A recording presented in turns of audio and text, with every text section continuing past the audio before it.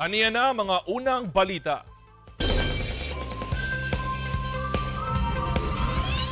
Grupo sa mga operator o driver sa mga traditional jeepney sa Cagayan de Oro City dismayado tungod wala na extension ang ilang prangkisa. Apan supak sab sila sa gipanawagang transport strike. Ang detalye sa report ni James Paulo Yap. Business as usual, kini ang gitubag ni Joel Gabatan, ang chairman sa United Drivers Association sa Cagayan de Oro City. Kinsa mga miyembro ang mga operator o driver sa mga tradisyonal nga mga jeep sa syudad.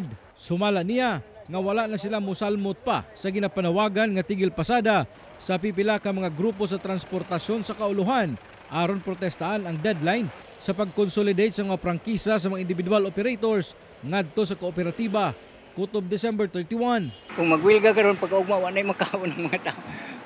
Una nga mamalik nag-drive, di pilyo lang yung strike ko. Una nga wala may uban na angay may bawan Region 10. Wala gigiuban.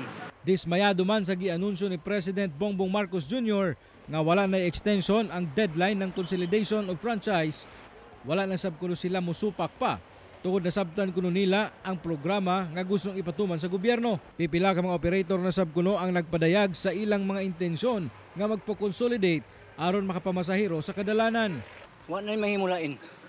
Wa na gilain mahimo mo nang giingon uban nga malisod man mag-apply pero agwan tahon ta.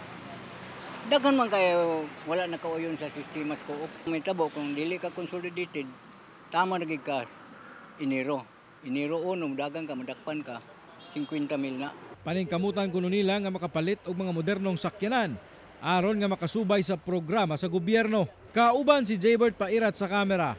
Ako si James Paulo Yap para sa At Home with GMA Regional TV.